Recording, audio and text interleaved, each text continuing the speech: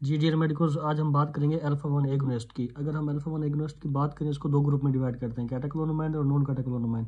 कैटेकोलोनामाइन की बात करें, डोपामिन, एपिनेफ्रिन और नोरेपिनेफ्रिन। एग्जाम के हवाले से अगर आपसे पूछा जाए कि एक पेशेंट है वो कार्डियोजेनिक शॉक में है, तो कार्डियोजेनिक शॉक की इंडिकेशन क्या है? Dopamine, CS, cardiogenic shock.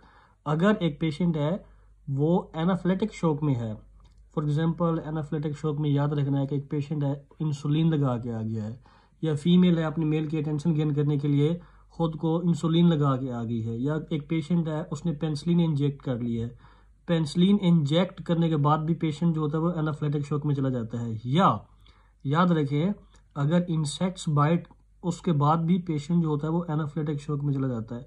एनाफ्लेटिक shock की जो इंडिकेशन है वो एपिनेफ्रिन या एड्रेनालिन ही होगी।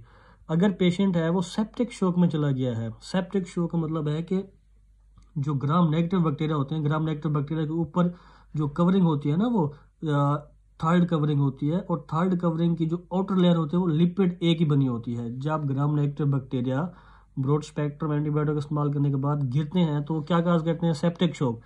तो सेप्टिक शॉक की इंडिकेशन क्या है? नोर एपिनेफ्रिन, डोपामीन, एपिनेफ्रिन, नोर एपिनेफ्रिन। कार्डियोजेनिक शॉक होगा, डोपामीन देंगे। एनाफ्लेटिक शॉक होगा, एपिनेफ्रिन देंगे। सेप्टिक शॉक होगा, नोरेपिनेफ्रिन देंगे। इन केस अगर गलती से एक पेशेंट में डोपामीन हार्मोन या डोपामीन इंजेक्शन ज्यादा इंजेक्ट हो जाए तो इसका एंटीडोट क्या देंगे? DPT निमोनिक याद रखना है।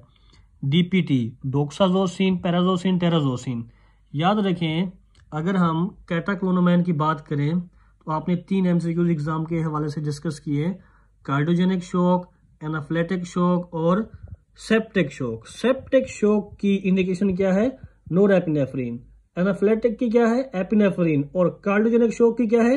Dopamine. Thank you so much.